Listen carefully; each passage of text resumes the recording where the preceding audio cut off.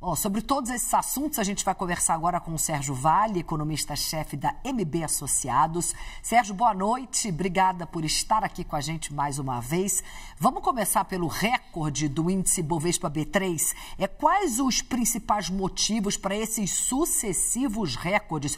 Tudo bem que hoje subiu ligeiramente o suficiente para renovar o recorde, 12ª subida consecutiva do Ibovespa. Tudo bem, Cris? Prazer falar com você também. Olha, a gente está num cenário de atividade na economia brasileira relativamente positivo, né?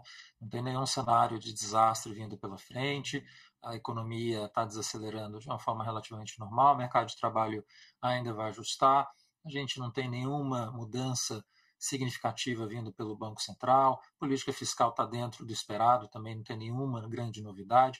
Quando a gente olha esse cenário todo, faz de certa forma um sentido nessa calmaria que a gente está vivendo agora, especialmente, e aí a cereja desse bolo todo, a gente ter a questão da guerra tarifária, ter acalmado com intensidade desde o estresse que a gente viveu a partir de julho, então isso consegue fazer com que a gente tenha um cenário que permite que a Bolsa comece a crescer com mais intensidade, como a gente viu nos últimos dias. Eu tenho a impressão que a gente ainda pode vivenciar isso ainda há algum tempo, né? Vai depender justamente do mau humor que está vindo da economia americana agora. O dólar hoje caiu, queria que você me dissesse o motivo pelo qual ele caiu e qual é a previsão daqui para frente do dólar? Ele deve continuar caindo? O dólar está muito no efeito, né, Cris, do que a gente está vendo acontecer na política monetária. A taxa de juros se manteve, mas não só se manteve, mas se manteve com uma sinalização do Banco Central de que vai ficar nesse patamar durante um bom tempo. A percepção de uma agressividade que o mercado, a gente estava esperando que o Banco Central pudesse suavizar um pouco agora, não suavizou.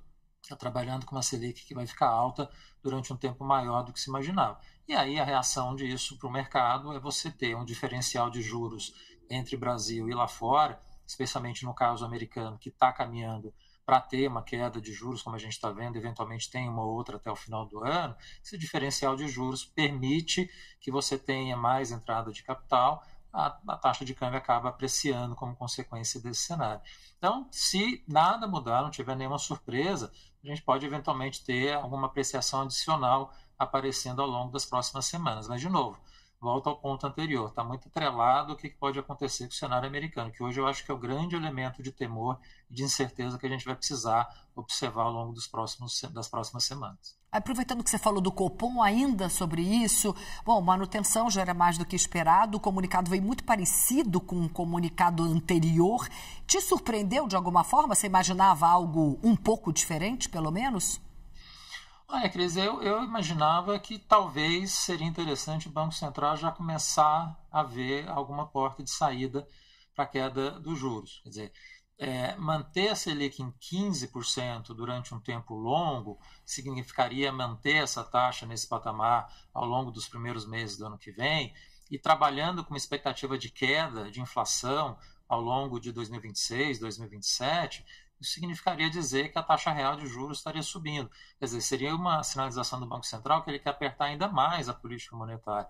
Então, eu tenho a impressão que o interessante seria o Banco Central manter a taxa real de juros elevada e, para isso, ele já poderia começar a pensar numa queda da taxa nominal. Acho que definitivamente em dezembro agora fica difícil isso acontecer, ele não deu nenhuma sinalização nessa decisão, mas eu espero, imagino que na decisão de dezembro ele possa abrir essa possibilidade para já começar em janeiro.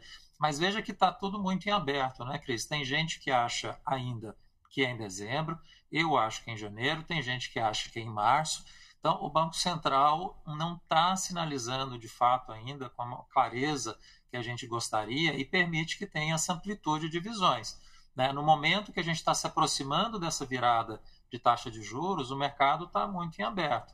Espero que na próxima decisão, não na ata agora dessa decisão, mas na de dezembro, a gente tenha um pouco mais de clareza do que o Banco Central vai fazer a partir do ano que vem. Vou passar para as perguntas do Vinícius Torres Freire. Vinícius.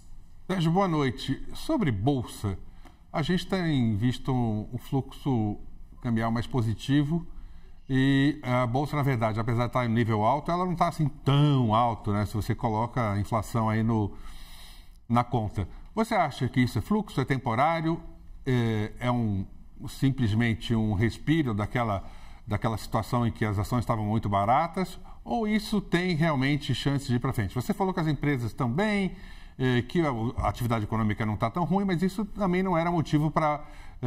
isso não serviu para levantar as ações mais cedo. Então, você acha que isso continua? Porque a gente vai ter turbulências aí. A gente está vendo alguma turbulência no mercado americano, a gente tem dezembro turbulento. Ou você acha que economia rodando aí na casa de 2, 1,8%, mais queda de taxa de juros e os Estados Unidos ficando por aí, a Bolsa se sustenta? Ou é uma coisa muito episódica? Tudo bem, Vinícius. Olha, eu falei da cereja do bolo, que era a questão da guerra tarifária. Eu acho que nesse ponto, a cereja do bolo aqui é o ponto essencial. Se a gente tiver essa expansão maior, esse humor mais positivo que a gente está vivenciando na Bolsa ao longo das últimas semanas, está muito atrelado a essa visão que foi passando ao longo desses últimos meses, especialmente os últimos 2 meses, de que aquela guerra tarifária, muito agressiva, que estava vindo em julho, foi para o espaço. Né? A gente entra num cenário de negociação, que a gente vai ter um cenário muito mais positivo nesse sentido vindo pela frente. As empresas tendem a reagir positivamente nesse cenário. Agora, isso é um retrato do passado, do que a gente está vivendo agora, dessa dinâmica positiva em relação à guerra tarifária, mas concordo integralmente que, olhando para frente, a gente tem 2 coisas que são preocupantes. Uma é a atividade que está em desaceleração aqui dentro. Está falando de uma economia que ainda está crescendo agora, mas ela já está desacelerando. E vai ter um crescimento ano que vem que vai ser em torno de metade do que é o crescimento em 2025. Isso tende a afetar preço de ação. E a segunda coisa é o mercado americano. Essa incerteza toda e levando a um cenário, eventualmente, de um ajuste na Bolsa Americana que faça com que o processo recessivo possa aparecer com um pouco mais de intensidade, isso também faria com que a nossa Bolsa tivesse algum ajuste aparecendo. Então, Vinícius, a gente está num momento assim, talvez positivo agora. Eu não vou dizer que não dá para dizer o tempo longo que a gente pode ter em relação a isso, mas eu diria que não tende a ser permanente, porque tem esses 2 grandes ajustes para acontecer pela frente que, infelizmente, colocam a perspectiva de bolsa para um pouco pior ano que vem. Agora, quanto a juros, você disse aí que tem ainda gente na aposta de corte para dezembro, muito pouca gente, a maioria em janeiro, e eu vi muita gente hoje que já estava com vontade de mudar sua aposta para corte em março, dizendo que mudou, e outros só esperando sair a ata na terça-feira para dizer que, olha, ficou para março, pelo menos. No balanço que você viu aí pela praça, é mais ou menos isso? Porque eu vi mais gente empurrando para frente do que ficando na mesma.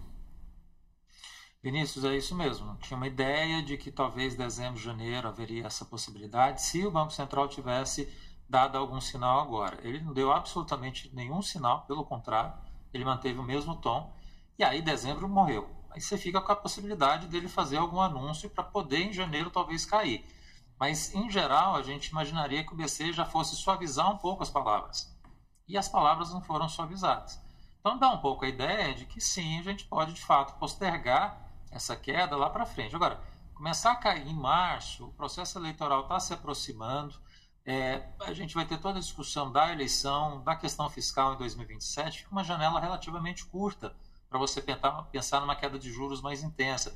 Eu tenho dificuldade de ver, olhando o segundo semestre, o Banco Central a cada reunião ficar caindo taxa de juros, por mais que tenha razão econômica para isso. Quer dizer, eu acho que a janela, nesse sentido, por conta de ser um ano eleitoral, é curta, precisaria ser no primeiro semestre, e eu acho que há razões econômicas razoáveis para se começar a fazer isso logo no início de 2026. Que não seja meio ponto, mas 0,25, dando uma sinalização de ajuste, acho que faria sentido econômico. E por quê? Porque a taxa real de juros, com o Banco Central mantendo em 15, significaria que ela estaria aumentando ao longo do primeiro semestre do ano que vem. Ou seja, você teria um aperto adicional de política monetária por conta disso. Não vejo razão para isso acontecer.